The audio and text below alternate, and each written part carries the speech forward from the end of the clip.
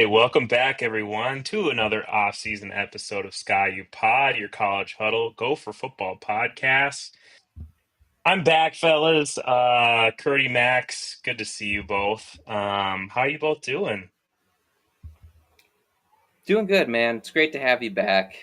It's always good to have the host back. And yeah, I just want it to be known how much I do for this show as it's like 95 degrees in this upstairs in my house right now with this beautiful weather we're having. And there's no AC up here, so I'm battling through it for the pod. So I just want to give myself a nice pat on the back before we continue on with this. That's great, Kurt. I mean, yeah, that deserves a like and subscribe. So everyone that new that's listening, or if you have not, be sure to go on YouTube, like the video, subscribe, tell your family and friends about Hey, this if Drake podcast. Lindsay and Zaquan Bryan can follow the show, then you can too. That's all I'm Yeah, saying. future Heisman winner Drake Lindsay. That's right. Yeah. Yeah, well, let's just get into it right away, fellas. First, let's start with some news. Let's kind of transition just to the NFL draft. Um, Gophers had three players selected in the draft, and seven more signed as free agents. We know Ariante Ursary, second round pick, went to Houston. Justin Wally was a third round pick, went to Indianapolis. And Cody Lindenberg, a seventh round pick, is going to Las Vegas. Some undrafted free agents now. Max Brosmer is staying home here at Minnesota. Ja Joyner going to Vegas, joining Cody Lindenberg. Daniel Jackson is going to Houston. Tyler Cooper, Green Bay. Danny Strigow, Jacksonville. Jack Henderson, Carolina. And Ethan Robinson, Miami. Just a shout out to all those great players. Proud of you. You should be proud of yourselves to make it to the big leagues. You all will make a tremendous impact, I'm sure. Go Gophs, represent the school and the state.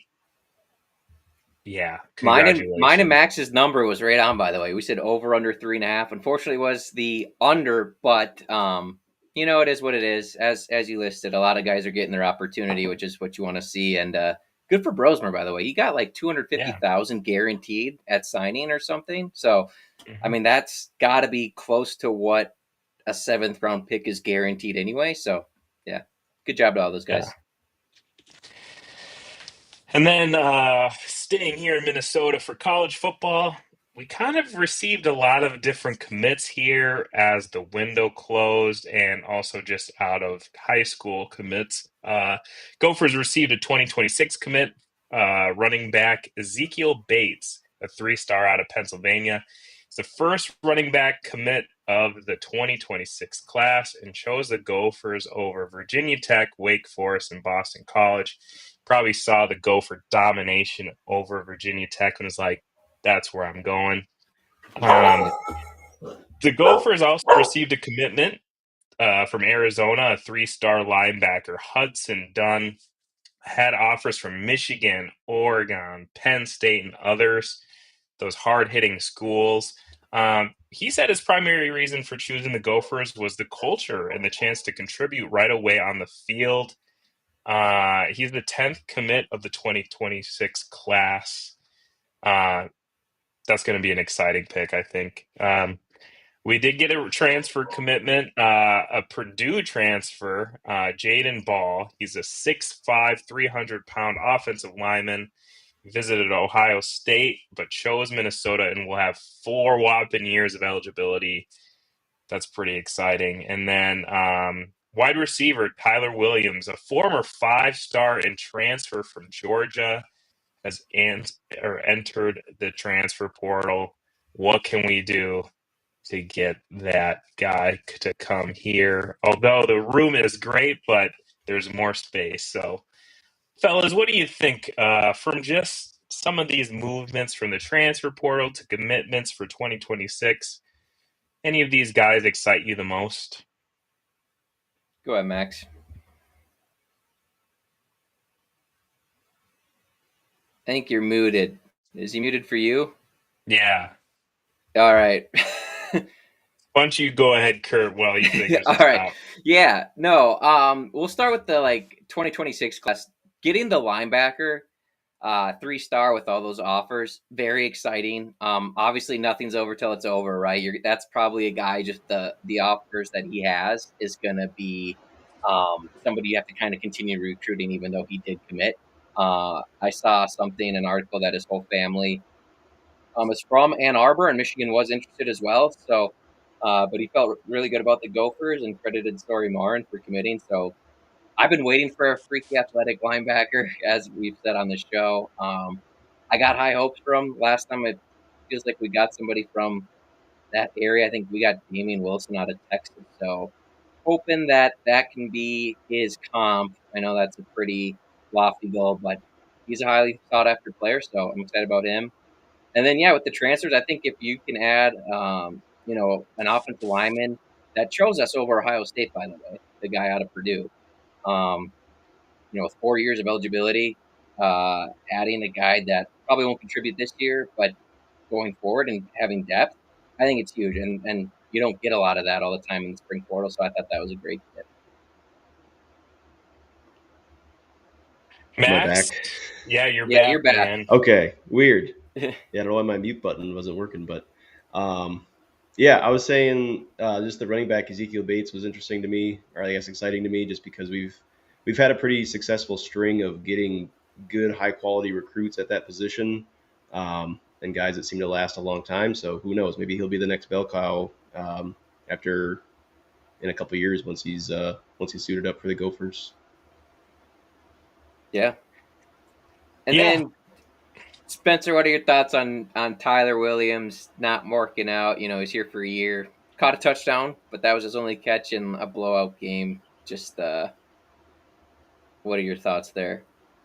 you know, it is what it is. I don't know. Like, with our wide receiver room, I think it's really deep. I think there's a lot of guys that have potential. We'll just see how it works out. It's bound to happen, this sort of Yeah. thing. So, um, and what I'll touch on too in our next topic, I think overall the damage that could be done in a transfer portal, around this time, I think that we came up on the winning side, all things considered, Oh yeah. in terms of Yep. departures and arrivals. So, yeah, it is what it is. Agreed. I want players that want to be here, a Golden Gopher athlete and Yeah. contribute. So, No, it's just but another exciting wide receiver that we're seeing move on, and yeah, it's. I feel like we've had this story about 2 or 3 times every year for the last five yeah. years, but it is what it It's is. it is also, I do understand too, in the advent of NIL. I get it. It's hard to turn away if someone throws a bag at you that you're not getting out of school. I get it. It Yeah, still I don't sucks. think that was his issue, but I do get Right. what you're saying. Yeah. Yeah. You're going to prioritize Um. guys. Yeah. But with that being said, yeah. Do you think, fellas, for our first topic, that PJ Fleck won this spring transfer window? It's come and gone with Minnesota having a few late additions. What do you guys think? And what grade would you give PJ in the staff? Max, you go ahead and start. Yeah, I'd say overall he did pretty well. I guess for a grade, I'd give it a B, B plus. We didn't lose any significant starting players. We didn't bring in any big splashy players. I don't know how much we really expected to, but we did add some depth at some positions. A couple guys that I think we could see on the field this season. I think the big thing is that we got a lot of guys that have years of eligibility left, which is nice to see that they can hopefully get in and not just be one and done. And especially in the spring window, like they're really not going to have much time to get acclimated and be ready for the start of the season. So if we can get them for at least 2 years, that's big too. I kind of give it just a B. It was good. It was fine. I think the big thing is just that we didn't lose anyone all that important. That's all right. I gave it an A plus, pretty much for that reason. For especially when you're narrowing it to just the spring, and you're looking at you lost Tyler Williams is going to be your biggest loss out of it, and that's a guy that we were just like hoping was going to contribute, but we didn't actually know where he stood in that room, right? I mean, he was an exciting player coming in, former 5-star. To have that guy who's probably maybe receiver 6 in the room be the biggest impact you lost in the spring for a program like the Gophers is huge. Like to retain all your talent. Then you went out, and I think we are going to see a lot of playing time out of the Purdue transfer, the D lineman that came in, the D tackle, the really good run stopper. I wouldn't be shocked if he's a starter, quote unquote, in most games, just because if we're trying to play the run to start the game off, depending on who it is, between him and Jalen Logan Redding, whoever's out there. So I think he did grab some really good players, especially if they are just depth guys. Like maybe the corner Nestor out of Iowa that we got. Maybe he's just a depth piece. But and then like you said, like the old lineman with multiple years remaining. I just think if you're gonna give a grade on just the spring window, I got to go A+, and I'm usually the pessimist here on PJ. So I really like what he did. He added a lot of good quality players, a lot of players that other teams wanted. So the only spot that we've seen them invite guys in for visits in the portal that they haven't seen a commit yet in this short window we're talking about is a defensive end. But there's still time left to do that too, and they are working on setting up visits. So overall, I mean A+. I don't think he could have done much better. Yeah, I agree. I think I have to give it an A as well for the reasons that Kurt, you were just saying. I'm surprised that we didn't lose as much as we did. Sure, earlier on we lost Flip Daniels, which hurt, and then departure of Tyler Williams, those hurt. But ultimately, I feel like not a ton of damage was done. I feel like not only are we retaining key pieces, but we're also bringing in pieces that I think will fit really well for us. Um, I just think that overall, we're tackling all of our needs, and hopefully, like you said, Kurt, defensive end would be nice to have as well. But I'm pleased. It just appears to me that a lot of players that are in the transfer portal are looking at Minnesota and looking at PJ Fleck and are liking what is being built here, which is good. If you want to have Yeah. players that want to come here and maybe potentially see the field and bring some talent here. So I'm pleased with what he's done.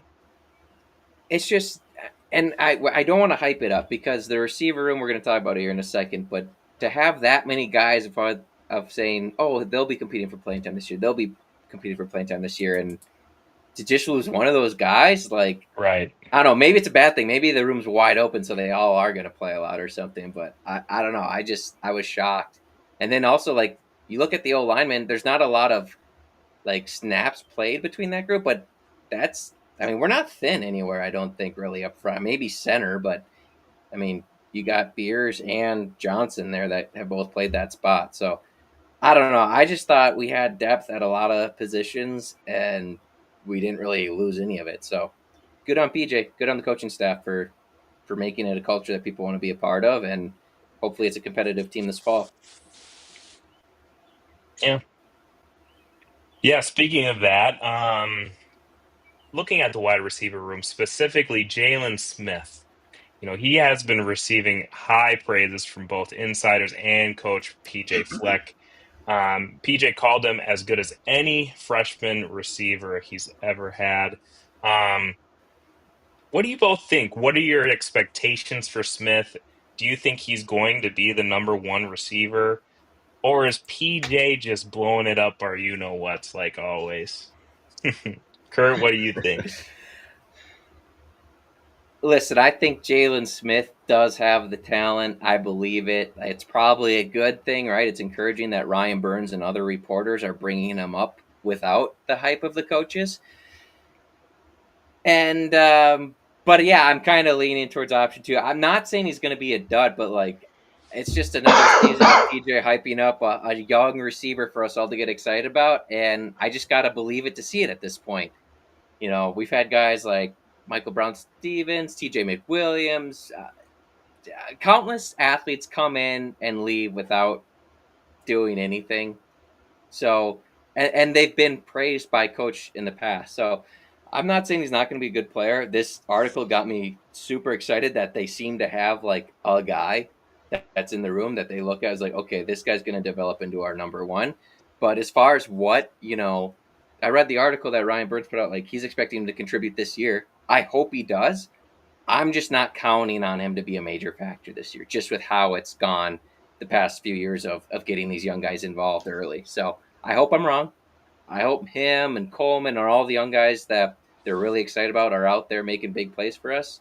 Sounds like he certainly has the ability to do that, but I'm at a wait and see moment, I guess, for this one. Yeah, no, I agree Max? with you, Kurt. Yeah, I mean that's pretty high praise from PJ to say that he's as good as any freshman wide receiver that he's seen, just because we've had a lot of talented wide receivers come through that We've room. had Rashad Bateman, man. That guy Yeah, was like the best true freshman receiver we've had in like, I don't know, since Decker. Like, I don't know, a long right. time. Yeah. I mean, I think of it like even when I know there's a lot of guys in front of him, and I feel like it's kind of the same situation where even Daniel Jackson as a freshman or sophomore, like he looked really good. It was hard for him to get on the field because there's a lot of guys in front of him that were just better and more seasoned and just didn't utilize him right away. So I could see it in a Right. couple of years. Maybe he's the number one guy. Maybe he's already the number three guy. I don't know at this point, but um, definitely not having a lot of expectations for this season, but if he produces some, then I think that kind of gives you a glimpse into what the future holds. There's a lot of guys in that room, and if he's already passing them up, then he's doing something right. Yeah, I usually it is interesting, PJ really does expect to have trust in his players on the field. He's really big on that. If you fumble, drop passes, we see kind of what happens. You're not really seen from again. He really wants to trust you to make plays out there. I do think that he'll be a great player, but again, I'm with you guys. I don't know if he's going to be the number one option. I mean, I look at little Mickey Brockington. He seemed to be that guy that's going to take over the reins, right, for Daniel Jackson or Javon Tracy, right? He looks like he could be a pretty good wide receiver for us as well. So the depth in that wide receiver room is great. Ultimately, it's just down to, I guess, who does Drake Lindsay kind of have that relationship with? Who is he really Yeah. connecting with and gelling with and practicing in the games? Who's going to be the guy that's going to get all those targets, receptions? So that's to be seen, but I would like to think it's probably going to be someone that has been in this locker room with Drake Lindsay this whole time. And I think it's got to be Lemecki, probably. Yeah. One thing I do want to say though about Jalen Smith this year is if we're gonna go really optimistic for how he could be this year, he's getting praised for growing as PJ says everyone does, but being able to catch it on the run and then make people miss with the or run past people with his speed. So he's doing both the physical part of just being a good athlete, running past people, but also having the technique and athleticism to catch it in stride and look natural doing it. So if you want to be optimistic about it, I would say that that's not a lot of praise we've heard for the young guys. It's oh, he's like super athletic, but really got to polish up his route running, got to learn how to sit in spots and whatnot in zone coverage. Sounds like he's on top of all that so far. So maybe he will be what he can be hyped up as of now. So I mean, I would love it because we brought in a lot of good guys, but it's not a ton that have produced in the Big Ten outside of Loyola, right? And Tracy's Right. jumping up from the MAC level, and then it's a bunch of guys just kind of thrown together that, again, they like their traits. How are they going to develop? We don't know. Maybe Jalen Smith can step in and be that guy already. Let's see. Yeah. We got a quick question here from Dave is joining us. Did the quarterback from Georgia Tech already transfer? He did indeed. I hope you I enjoyed think the South Zach Byron. Alabama. Yeah, South Yep. Alabama. What was your favorite moment of the Zach Pyron era?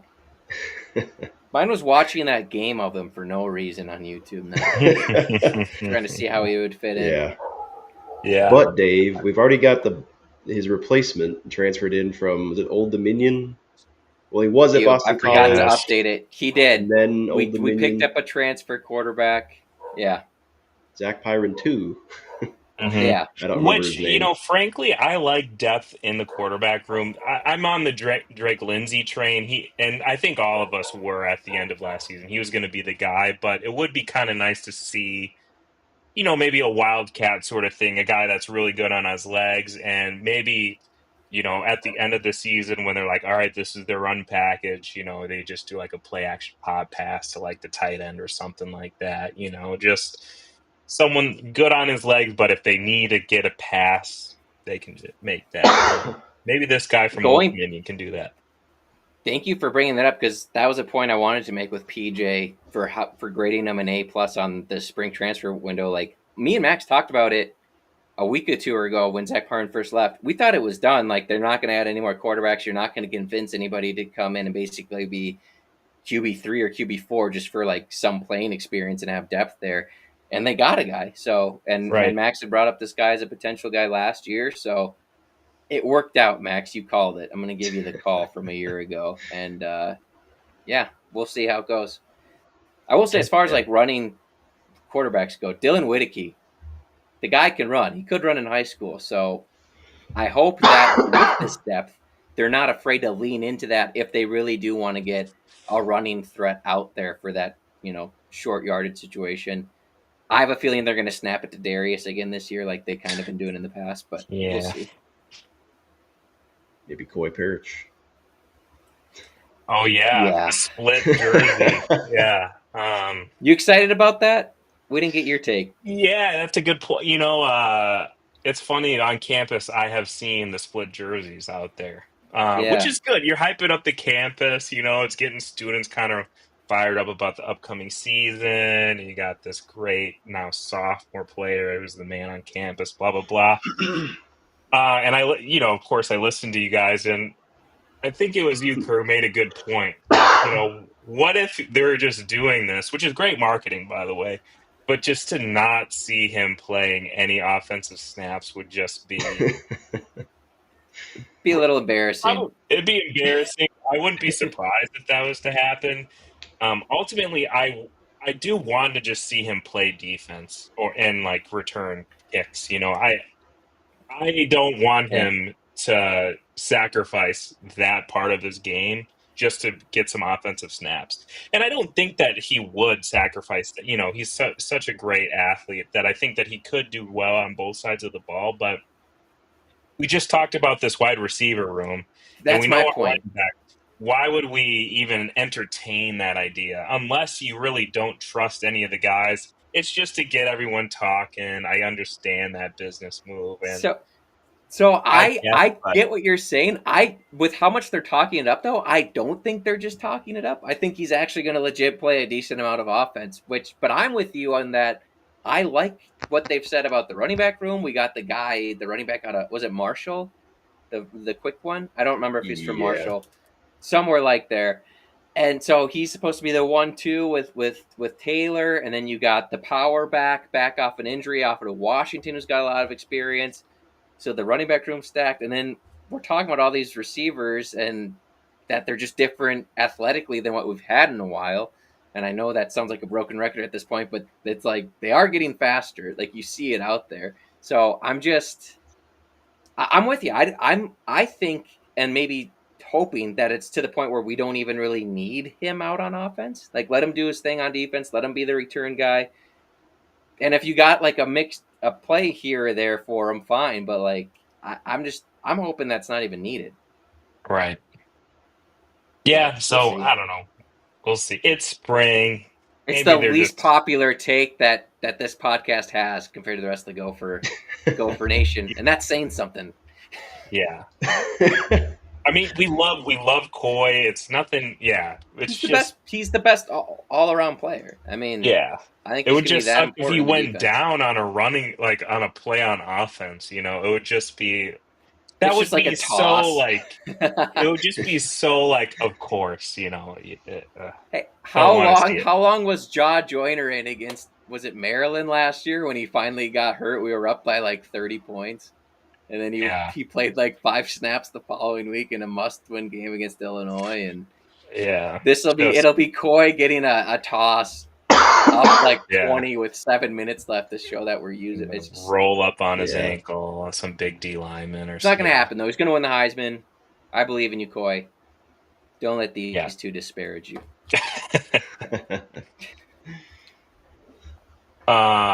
All right. Well, let's go ahead and go to our next topic here. Kind of a fun one, fellas. We'll get to this after Um, Dave in a second. oh yeah.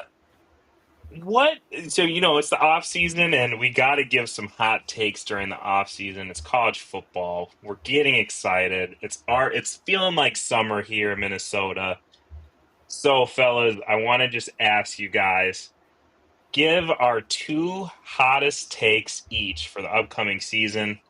Can be anything from Gophers to nationally. Lay it on me. Yeah, Max, I we'll got start with you. okay, Max, you go ahead. Let's all do one, Well, and then we'll go again until yeah, you got around the table. All right. yeah. My first one, I'll do my Gopher one first. I think this year is either Darius Taylor. I think he could win Big Ten Offensive Player of the Year. Um, thinking with Whoa, the okay. offensive line can play well. You have a young with a young quarterback and a wide receiver room that is it's deep and talented, but we just don't know who the guy's going to be. I mean, I think the offense just has to go through Darius, and with how much he caught the ball last year too. Good So point. to me, it's basically up to his health and how well the offensive line plays. But I think he took a I don't want to say he took a step back last year from his freshman year, just because I feel like he was banged up most of the time and offensive line play was down. But I don't know. Yeah. I think he bounced back this year, and if we saw his ceiling from what his freshman season showed, even though it was limited, he could definitely be one of the top players offensively in the Big Ten. Yeah, I like that take, especially with a lot of the heavy hitters. I mean, a lot of these top guys will always reload, but there's a lot of big guys that moved on. I know, obviously the receivers back from Ohio State, right? So if you're going non-quarterback, Yeah, that's probably like the first choice. But you're right, with running and catching, he could. I like it.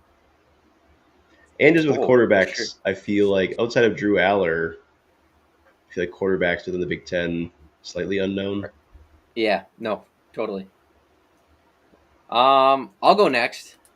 All right, this one pains me to say it, but I think it's true, and I don't think I don't think enough people in the Big Ten realize this.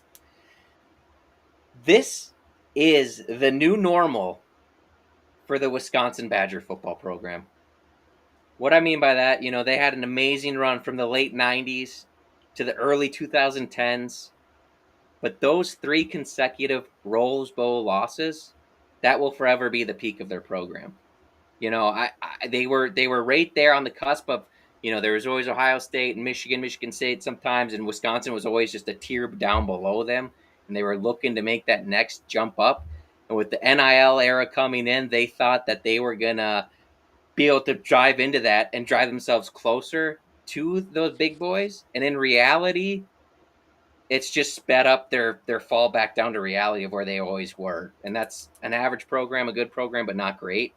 And this sounds like hate, but it's just the truth. I think going forward, Wisconsin's in the same boat as a lot of other Big Ten teams that aren't, the top four.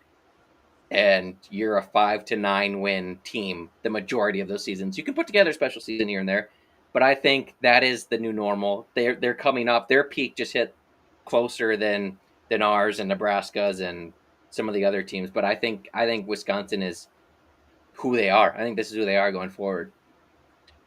Uh, do you think Fickle's on the hot seat? I think he is because he changed the style so much and he's already changed offensive coordinators who was his guy, right, when he first went in there. So he's already panicking. They put a lot of money into him. So yeah, his seat's hot for sure.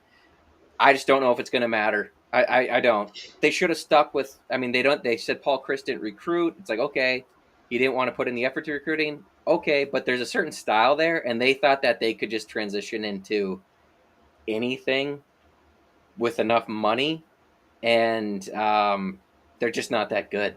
So it is what it is. Yeah. They haven't made themselves an attractive destination for a lot of recruits at this point. Like, No, and they are hyping. They're saying that they got better at every single position through the transfer portal this offseason, which I don't know if there's a team in college football that claims they didn't, unless you're I mean, unless you're like a Cal situation where your team just got ransacked and they all hit, pretty much everyone thinks they got better. So, and to be honest, it's not that hard of improvement to improve off of last year's team for them. I mean, we talked about it. They got the Maryland quarterback who I thought was pretty solid, but he had a lot of weapons there at Maryland too, and I just don't see those weapons there for Wisconsin this year. So we'll see. I could be dead wrong. I don't think they're not the annual 10-win team anymore. There's not. That ship has sailed. It's not coming back. I just don't think they're ready to accept that. All right, here's my Gopher hot take. Golden Gopher special teams will rank in the top 5 of the Big Ten this year. I say that because, you know, we're getting a new punter. Coy is returning kicks, new kicking. There's kind of just a rework of everything. And I think that PJ has harped and said this for years. You got to change your best, or whatever he says. You know, you got to keep changing to be your best. And I think he has to understand now, I would like to think, that special teams has been atrocious for the past, probably since he's gotten here. And there's only up from here. We got 2 punters that just signed. Hopefully they can compete to do well. New kicker. We'll see what he can do. And then we got Coy in the backfield returning kicks and punts. I hope he's still going to be doing that. And I think ultimately we're going to be a great special teams unit this upcoming year. Top 5 in the Big Ten. Flipping fields, pinning them deep, making our field goals, returning the whole works. That is my hot take. That is a hot take, and probably the least likely to happen out of the 3 said so far. I hope you're right, man. It's about time. Like, I mean, we brought in 2 punters. We have 4 punters on the roster right now. So unless that kid that's like the talented freshman that was playing baseball and football, maybe he's going to baseball only or something we don't know. 4 punters is a lot to have on the roster when you have to have a roster limit of 105. And I think right. we have like 3 or 4 kickers on the roster too. So you're having 8 players just between your kickers and punters. That doesn't scream confidence to me. Maybe they just are delaying the inevitable cuts. But to bring in 2 transfer punters after spring ball, to me sounds more like panic than just like, oh yeah, these guys are just weapons that we could not pass on and we had an opportunity to get them. I hope that's the case. I do. I'm skeptical, but Yeah. I don't know. it's I a hot just take. think It's a hot take for sure. it's my hot take, and I just think of some of the games that could have been won with special teams, without any gimmicks. If we were able to tackle, what's his name from Iowa, the Gene, I know it was a penalty, but if we just tackled him, it wouldn't have been even been an argument or anything, and we wouldn't have to hear Hey, from I those like that crazy Hawkeye argument. fans. I'm But still not over that. I love when that yeah, gets brought up. Okay, right. just gonna throw that out there. No, I hear you. You can only go But up from here. yeah. Um. Okay, so I'll just transition to my national hot take here now. All right. This one I don't like, but I think that this is going to happen in the next year. Between this, in the next off season, 2 things: the college football playoff will be expanded to 16 teams, That's and gonna happen. that's not really a hot take, but there is going to be discussion, not implementation, discussion on changing college football overtime rules. It's To a what? similar format to what Well, the they've NFL already has. ruined it. Ugh. I agree. And it pains me to say that, but Two. I think that Don't they you will think? transition it to that.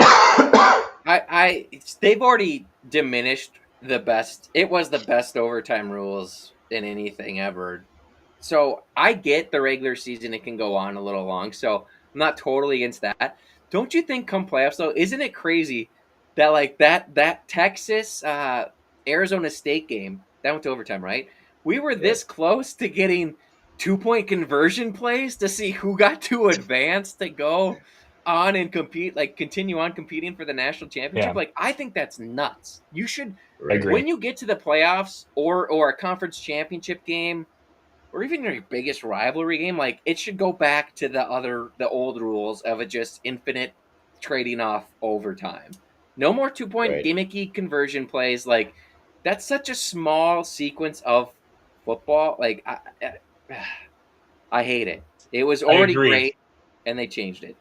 I think that it won't change, but there's going to be discussion to having full length field possessions To be like the honest, NFL I because might I then might almost prefer that in the playoffs opposed to getting 2-point conversions by the end of it. right, and I think that's the argument too. Like, right, so like let's just say that it did happen with that between Texas and Arizona State, Be and crazy. like Texas, so it's a gimmicky, they Yeah, didn't convert, but Arizona did on something. yeah. I just don't. I think depending on who loses in these situations, especially if they're a big program that invests $40 million on the roster, a blue blood They're team gonna that be loses, pushing and for like, no, they're going no, to we be want a whole pushing nother for quarter to overtime. play this out. Yeah, Yeah, like give us a quarter, let us march down the field, and let's see who the better football team is. I think there will be discussion on changing the overtime rules, similar Dave to the says in NFL. overtime, put the ball on the 50 instead of the 25. The 2-point conversion thing is stupid. It's like 3 shooting contests on the side of the basketball. That's a great point, and I think that's a fair comparison too.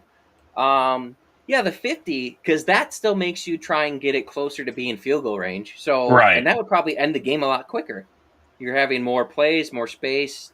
Could be big plays, could be turnovers there. So, yeah, I like that idea actually. I'm fine with that. Yeah. Go from the 50 and you just have your normal 1st and 10 from there. Yeah. Yeah, I like that. Yeah.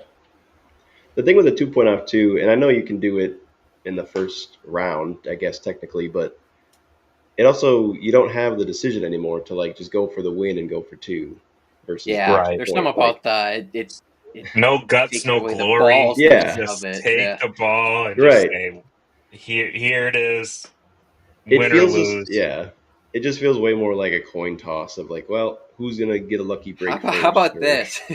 You can choose to kick. You can choose to kick an extra point, but if the other team kicks an extra point and makes it, then they win. No, Yeah, I terrible. I'm mean, kidding. maybe. like it wouldn't surprise me with something silly that they would conjure up. I guess I don't know. Yeah, no, The original overtime rules, like Chris says, was the greatest overtime rules of any sports. It was so awesome. It was so fun. How about each It was I'm overtime? ready college to give my football. hot take. By the way, I'm really excited for it. Go ahead, Here's Kurt. go ahead. It's Gopher related, and I think you guys are gonna think it's crazy, but I think it's balls on. So, Nice. here it goes. You ready? Remember the date, May 6th. May 6th. Yep. Yeah, May 6th, 2025. Jamison Gears will finish first or second team All Big Ten for the tight ends this year. And hear me Wow, that out. is. He's one of our most experienced pass catchers returning. I think only Darius Taylor probably caught more balls than him last year. That's back on this roster. He had plenty of ease getting open. The only thing we saw were some drops of the catches that should be made. He made some great catches, contested catches. He's shown the athletic ability to do that. He's shown the quickness to be able to get open. And everything we've heard is that the Gophers want to go back to an improved running game, running the football, controlling the time on the clock, which means Jamison Gears is going to be out there a long time. Hopefully, he can continue to get open off of that play action. It's already been there. He's shown the ability. He's just got to haul in all the easy ones now. And it's not like he's got like, I wouldn't even say it's like bad hands where anything that hits his hands is glancing off of him. It's just like almost ones where he's getting so excited to just go with it, right? Because he knows how open he is. where we saw the mishaps happen. So I think he's primed for a huge season. They've been high on him for a long time. I'm going that he finishes first or second team all Big Ten for the tight end room. Plus, all of your heavy hitters from the tight end room from a year ago are pretty much gone. Michigan guy gone. Warren's gone from Penn State. I know the backup at Penn State, or the second guy is really good too. I think Ohio State's guy is also gone, Stover, or he was 2 years ago. But anyway, the room, it's wide open. I'm saying Jamison Gears, he's going to be a huge player this year. That's my I hot like take. that take. I like it. I just want them to involve the tight end, and he has to catch his balls. I feel like too many times, especially it seemed like on the first drive of every game, we would have a guy cutting down the middle, open for a pass, drops the ball, we have to punt. That happened Yeah. like every first drive or first quarter this past season. Yeah. Not just Gears, but yeah, clean that No, up. And I yeah, he's agree. a great tight end. Yeah, I hope that happens. I hope that happens, and Darius Taylor's all That will be Big Ten crazy. Offensive Player This of the Year. offense is going to go There'd be a insane. lot of good things happening If because that if means Drake he Lindsey has to be having a good year exactly, too, right? exactly, yep. I don't know how the wide receivers feel, but Yeah. Well, but everything we're hearing, it's going to be a lot of two tight end with Bieber as the main run blocking tight end. I just think it makes sense. He's one of the few guys on this roster. I know they're all getting reps in now, but Gears saw a lot of Lindsey last year, so just from being here with him. So, yeah, that's the big one, Dave. Dave just brought it up. I remember when he dropped the ball against UCLA. That was the big one. That was the first That was third tough. down or second down of the game, and it was wide open up the seam. But I'm saying he got open. He's burning people. He's an athletic dude. Like I remember when they got him, they were really excited. So all the potential's there. I think he's just got to yeah, settle into it now and know he's the guy. yeah, he's definitely shown some athletic flash, which is good. Yeah, But because yeah, he made several contested catches last year where guys were all over him. yeah, It's just consistency. yeah. That and I Guessing miss Max last. Williams, so we just need someone to step up and fill that Oh yeah, that guy was. role. That would be sweet. He's just Yeah, the next one. All right. My second hot take, my national hot take. I don't know how hot this is, but I'm just gonna roll with it. I think Texas A&M is a playoff team this year. I think they have a really strong shot to make the SEC championship game. Just because I liked Marcel Reed last year, I think he's a fun playmaker at quarterback. Um, it sounds like their running backs are back and healthy. Their offensive line, it sounds like they're returning most of their starters. And then I just really like what Mike Elko can do as a I think he's a defensive great coach. coach. Yeah, like we saw he did at Duke in such a short period of time. Like now he's got all the resources. He's brought in a ton of transfers too. I think they loaded up the wide receiver room. Um, they avoid Alabama. They avoid Georgia. They have opportunities. They go to Notre Dame, to LSU, and I think then they play Texas at the end of the year too. So they've got opportunities to make some big splash wins. Um, but it's just a pretty favorable schedule though. Outside of those, like they're gonna have tough games at some point, but they don't really have like a gauntlet per se. So I just think Texas Yeah, A&M is kind of one of those teams that maybe gets overlooked a little bit in the SEC, just with there's so many other good teams. But I feel like they showed some flash or some high points last year, but they kind of I feel like their season was kind of wishy washy with the quarterback situation. But yeah. once Reed Well, took and they're over, always it a seems team like that oh crap, you're going there at night, and you're just like your yeah, offense is in for like a 14 to 20 point performance if they're good. Like they just right, always have those guys. So yeah, no, I think that's a pretty good take. If I were to throw in a bonus one, I didn't know if it was hot enough because I looked at their title odds and they're seventh. I think Clemson is going to at least appear in the national title game this year.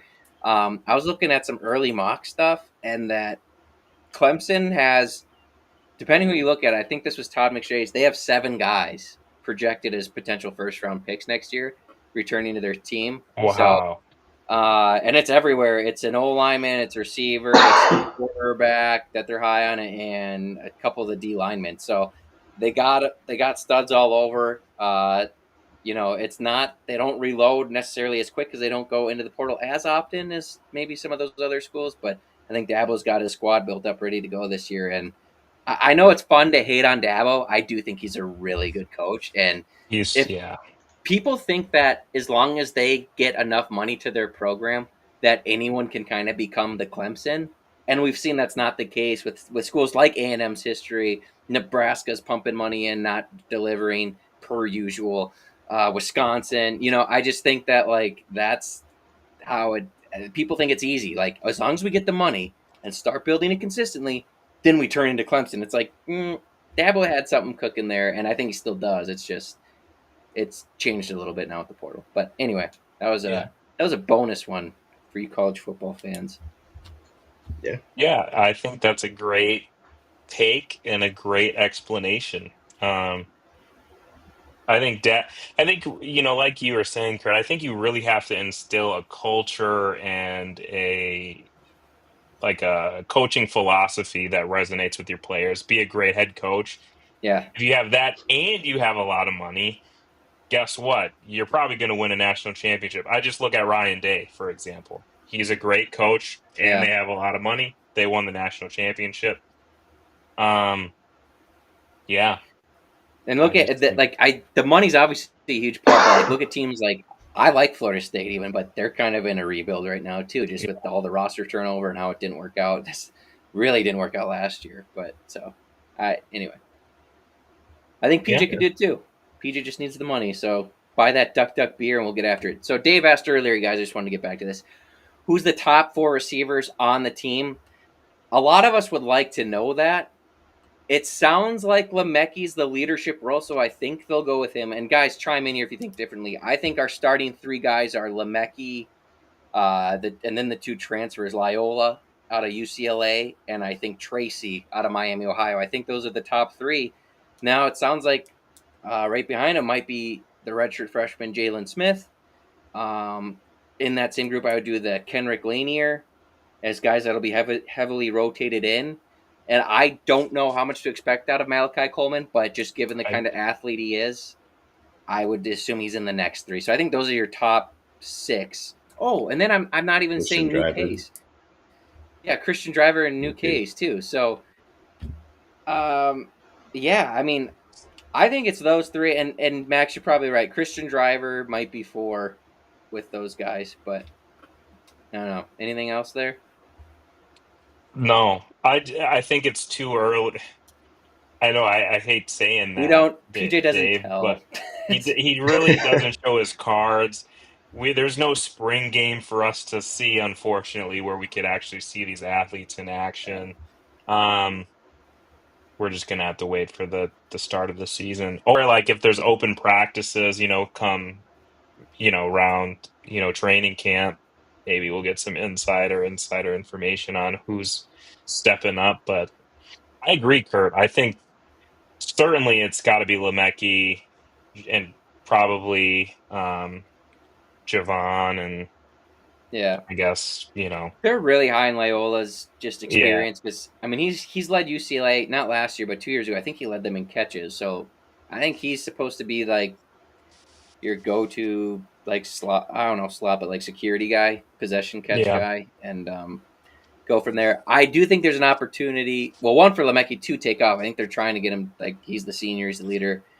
I do think there's a chance that he's more of a role player than a starter by a certain point in the year, just depending on how things shake out. If these other guys are as good as they are, and Lemecki's coming off that ACL, and we just haven't seen the same kind of full yeah, body of work that maybe we were expecting. He still comes up. I mean, the guy has a 20-yard catch every game. It seems like so he still gets out there. It's just how consistent it's going to be, and that's not necessarily even on him. It's just how the flow of the game's going and whatnot. So I do like their options this year, and it's exciting to see. But there's a lot of new pieces on that offense. I don't know how it's going to all mesh together.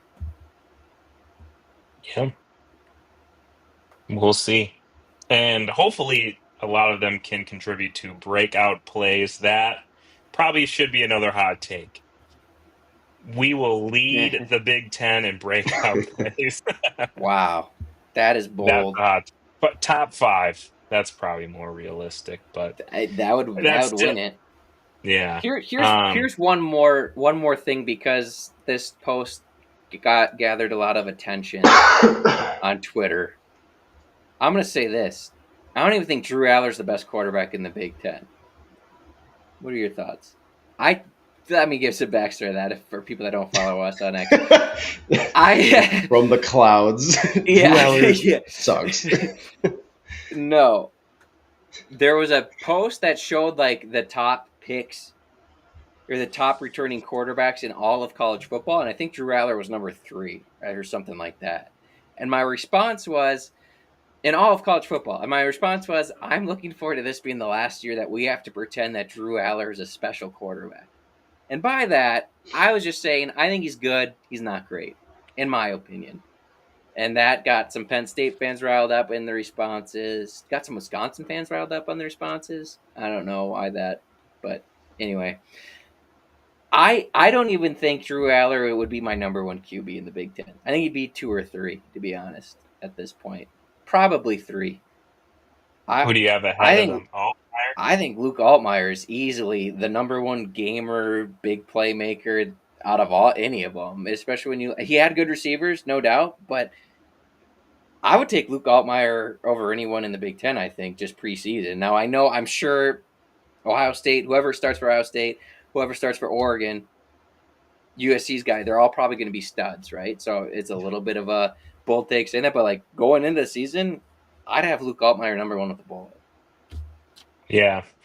My thing is with him, when I think of top talent quarterbacks, I think of like he's going to be the guy that's going to go win you the game. I feel like too often he was the guy that unfortunately lost Penn State games, Aller, like yeah. Yeah, when it was on Aller, I needed to do something to get them and have them a chance to win a game. Yes. Whatever. I just don't know, and that could change this year, with experience. But I think the best quarterbacks are the guys that you're like, here's the ball, you need to get us a score, and they go out there and they do that. I don't think Aller has done that, and I mean, you look I at don't know if he can do it.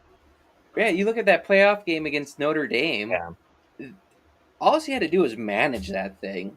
Yeah. And not even just the game-losing interception that he threw. He also had 2 that he got bailed out on that were just terrible decisions, terrible throws that were called back because of penalties. Like, he was off all game, and that's just the thing. I think he's got, like, if it's just purely talent and not how they play, which is not what the list was, then yeah, Drew Aller's got a rocket arm and he's mobile. Like, he's got all the talent in the world. It's just not all been put together at all. And so, right. Penn State fans are telling me he's got no help. It's like his tight end just finished 7th in the Heisman voting. He's got literally the number 10 and number 11 all-time Penn State rushers in the backfield with one of the best defenses in the country. And I'm just willing to throw out a random bold take that Penn State's receivers that aren't big names are probably still pretty solid athletes that are decent players. So I just think I'm not buying the take that he had nobody. Sure, he didn't have the same receiver help that, say, Ohio State, Dylan Gabriel had, maybe Georgia guys, but let's pump the brakes here on that. It was Drew Aller himself just moving the ball through the air. Right. Yeah, he's very solid, but his numbers make him look like he's incredible. And like you said, he's just, we've seen it more often than not where he just doesn't win them the game. And it's like, that's your job. At the end of the game, it's in the big hands. Games too. It's like Ohio State, it's like games. He like came on with like 10 minutes left in the game. It's like, okay, well, it's too late now. Like, you were shut down the whole time. And I know that's not all on quarterback play. There's play calling and all that stuff. But when you're just talking about like specific quarterback play, I'm not. Anyway, I don't hate Drew Aller, by the way. I got accused of being a Drew Aller hater. I just said he's good now. Yeah, he's not like leaps and bounds ahead of every other quarterback in the Big Ten. Like, yeah, I feel like the argument for him being the top quarterback is fair, but I don't think he's like number 1 quarterback with a bullet or by